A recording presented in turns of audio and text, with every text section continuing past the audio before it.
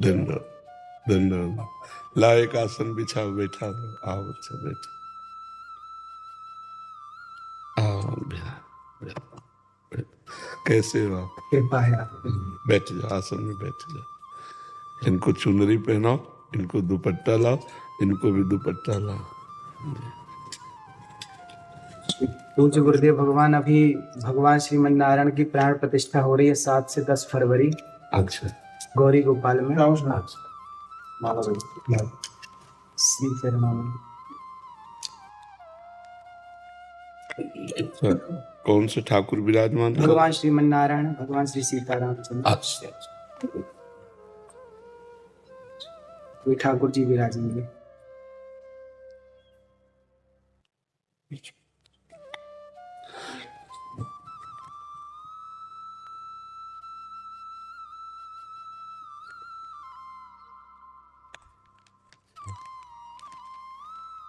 ये हमारे लिए लाया? जी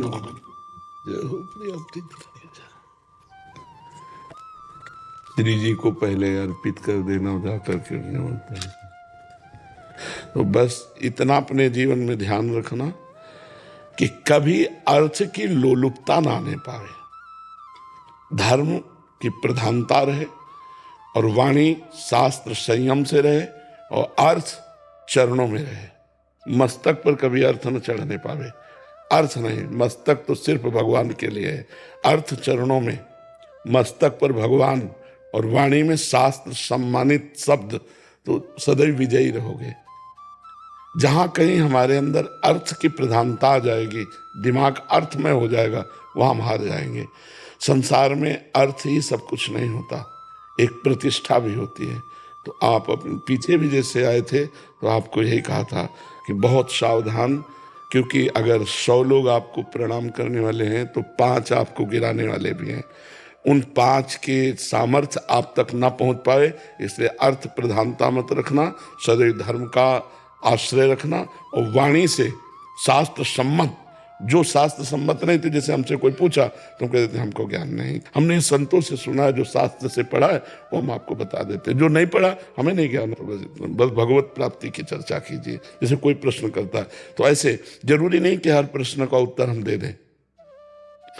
निमि जी महाराज नवयोगीश्वरों से प्रश्न करते हैं कर्म के विषय में और कहते हैं यही प्रश्न हमने सनकादि से किया था, उन्होंने उत्तर क्यों नहीं दिया था? तब निमि जी को नवयोगीश्वरों में योगीश्वर बोलते हैं उस समय आपकी बाल्यावस्था थी, आप अनाधिकारी थे, इसलिए सनकादि ने आपको उत्तर नहीं दिया। तो जरूरी नहीं कि अनाधिकारी को उत्तर दिया जाए। अगर अनाधिकारी अनाधिकारी है तो मौन, हम असमर्थ हैं आपके प्रश्न के उत्तर। दूसरा प्रश्न कीजिए। कहीं भी निमंत्रण हो, कहीं भी आपको बुलावा हो, पहले देखो कि मुझे यहाँ जाने से धर्म प्रतिष्ठा इस पे आँच तो नहीं आएगी। अगर आँच आ रही बिल्कुल ना। अगर हमारे धर्म की प्रतिष्ठा हो रही और हमारे समाज इस बात को प्रशंसा करेगी तो हम जाएंगे, अन्यथा नहीं जाएंगे। ये जीवन में आप कोई सहयोगी नहीं है आपका, भगवान के सिवा कोई सहयोगी नहीं है। जिसको तुम सहयोगी मानोगे वही तुम्हारी जड़ काटने की चेष्टा करेगा। तुमको अपने पैरों के बल खड़ा होना है, भगवान के बल से। हमारी बात एक सूत्र समझ लो, प्रश्न का उत्तर वही दो अधिकार के अनुसार, जानकारी के अनुसार। वो अधिकारी होना चाहिए, आपको जानकारी होनी चाहिए। आप वहीं जाइए जहां आपकी प्रतिष्ठा, आपके धर्म की प्रतिष्ठा में आँच ना आवे। अर्थ उतना भावना कीजिए जितने से सेवा सामग्री सब सुरक्षित चलती रहे, वो भगवान देते रहते हैं। उसके लिए ऐसे करने की जरूरत नहीं। अगर हमारी सात्विक प्रवृत्ति से यश प्रवृत्ति बढ़ रही तो कोई हानि की बात नहीं, लेकिन यदि वो थोड़ा भी गिर करके बढ़ रहा है यश, तो वो यश सम्माननीय नहीं होता। साधु सभा में यश वही सम्माननीय होता है जो धर्म के अनुसार और गौरव के अनुसार बढ़ता है। तो आप गौरववान बनिए और धर्मनिष्ठ बनिए, जो आपके जीवन को आगे और प्रकाशित करे। कोई सहयोगी नहीं, पहला शब्द याद कर लो। जिसे तुम सहयोगी समझ रहे हो वही तुम्हें नीचा दिखाने की कोशिश करेगा।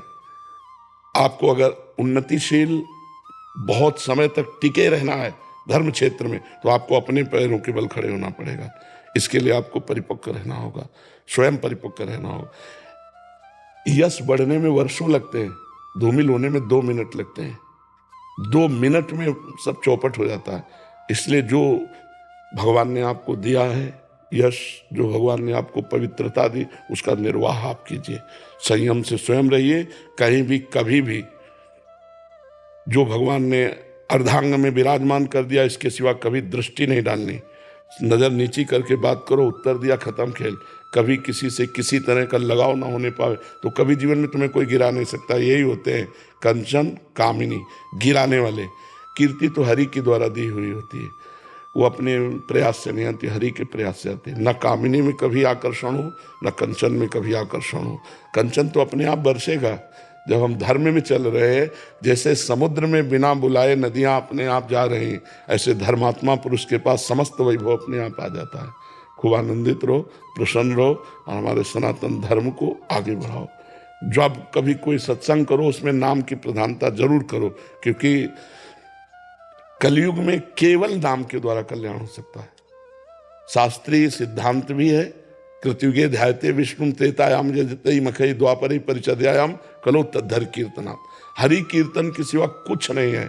ना कोई यज्ञ हो सकती है इस समय, अपवित्र घी आ रहा है, अपवित्र धान्य और जौ आदि हो गए, कहाँ से यज्ञ होगा। त्रिकाल संध्या करने वाले कौन हैं? कोई बिरला ही कोई होंगे जो त्रिकाल संध्या करे। ध्यान, मन इतना चंचल, ध्यान कैसे लग सकता है। पूजा, इतनी वासनाएं बढ़ी हुई हैं कि उपासना कैसे बन रही। तो एक ही रह गया है, नाम जप, नाम कीर्तन, गुण कीर्तन, श्रवण, बस इसी के द्वारा भगवत प्राप्ति हो जाएगी। खूब भागवत कथा सुनाओ, खूब भगवान नाम का प्रचार करो, स्वयं नाम जप करो, धर्म से रहो, यही हमारी प्रार्थना। पर जी ऐसे स्थानों में भी जाना पड़ता है जहाँ एकदम विमुख हैं, जो हाँ, कोई गाँव। जब हम कथा के लिए जा रहे हैं तो हम भगवान को श्रोता बना करके बोल रहे हैं, लेकिन हम अर्थ की किसी प्रधान स्थिति पे ऐसे लोगों के पास नहीं जाते जहां से उपहास हो। बिल्कुल नहीं। बहुत अपने को संभालिए, इससे जो है ना तुम्हारी मर्यादा बढ़ती चली जाएगी और तुम आगे उठते चले जाओ। तुमसे कोई बात पूछे आके उत्तर दे दो, तुमको कहीं जाने की जरूरत नहीं है। उसे अर्थ की व्यवस्था की मत सोचो कि इतनी माताएं, इनकी व्यवस्था भगवान देने वाला है, वो घर बैठे सबका पोषण करता है, सबका पोषण हो रहा है। कभी किसी से ऐसे नहीं, देनहार कोई और है, देते रहे दिन रात। बिल्कुल, ये थोड़ा सा सुधारो। हम अपने घर की बात कर रहे हैं, ये लोग पवित्र यश कीर्ति में धूल फेंकने वाले लोग हैं। अर्थ को ठोकर मारो, तभी का अर्थ को रखो चरणों में और भगवान को रखो दिमाग में। निर्वैर हमारा जीवन होना चाहिए। तो ये बहुत बड़ी क्षमता है और बहुत बड़ा यश है, दोनों को संभाल लो। अब ऐसी जगह मत जाना जहाँ जाने से थोड़ा भी कोई विक्षेप करे, थोड़ा भी कोई तुम्हारे ऊपर उंगली उठावे। घर बैठे सब होगा, हमारी बात मान ले, घर बैठे सब होगा, अपने आप सब आएगा, तू चिंता मत कर, तू आगे बढ़ और भगवान सहयोगी है। और हमें ये बहुत अच्छा लगा कि जैसे सैकड़ों माताएं हैं ना, बहुत उत्तम बात हो। बच्चा बूढ़े बाढ़े इनकी कोई सेवा नहीं कर रहा, जैसे सेवा करना बहुत बड़ी बात है बच्चा। इससे भगवान बहुत जल्दी प्रसन्न होते हैं। एक तो वयोवृद्ध और एक जिनकी कोई सेवा नहीं कर रहा, उनकी सेवा जो करने का तुम्हें सौभाग्य मिला, बहुत बात है। और भगवान ऐसी जगह अर्थ अपने आप भेजते हैं। तुम चिंता मत करना कि सैकड़ों माताएं, इनका भरण पोषण के लिए हम कहीं जान, ज्यादा परेशान मत हो, अपने आप सारी व्यवस्था होती है। जो धर्म से चलता है, परोपकार करता है, जो भगवान का यश गाता है, अपने आप व्यवस्था होती है। तुम उसकी चिंता मत करना, तुम अपनी निष्ठा पे रहो। और स्वयं संध्या करते हो, गायत्री जप करते हो? हाँ, स्वयं करना, कम से कम 2 बार की संध्या तो करना ही। और कुछ मंत्र गायत्री के जरूर जपना, क्योंकि उसके द्वारा बुद्धि प्रकाशित होती है। शास्त्र सम्मत ज्ञान जो होता है ना, वही लोगों को आकर्षित करता है। तो गायत्री माता भगवान श्री कृष्ण का ही स्वरूप है। तो श्रीमद् भागवत श्री कृष्ण का वांग्मय स्वरूप है। तो गायत्री की कृपा से भागवत में प्रवीणता आएगी। तो दोनों काल सूर्य को अर्घदान करना और गायत्री जप करना और मुद्राओं के द्वारा संध्या को पुष्ट करना। सुमुखम संपुटम च विविततम विस्तृतम आता है, सुमुखम संपुटम च विविततम, ये तो प्रारंभ में सिखाया जाता है।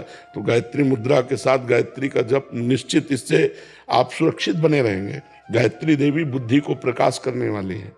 ठीक है बच्चा? कल रात्रि को गुरु जी सुबह स्वप्न में भगवान श्रीमन नारायण का ठाकुर जी विराजे थे मंदिर में, और स्वप्न में भगवान जी के पास जाना हुआ। भगवान जी मंदिर से बाहर आए और गोद में आकर के बैठ गए। ये स्वप्न जब से मैंने देखा तो बस दिन रात वही चलता। हाँ, बहुत कृपा है।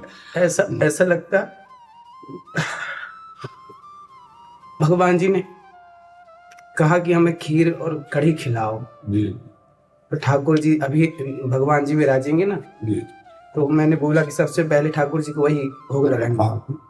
नहीं, पवित्र हृदय में भगवान का प्रकाश होता रहता है। आप बहुत पवित्र हृदय वाले हो, बहुत सावधानी से बस चलते रहो, क्योंकि ये बात हमारी पकड़ लेना, कोई तुम्हारा साथी नहीं है, भगवान के सिवा कोई साथी नहीं है। अपने आप को सुरक्षित रखने के लिए बस सावधानी रखो, निष्कलंक जीवन व्यतीत होना चाहिए। ठीक है, धन्यवाद।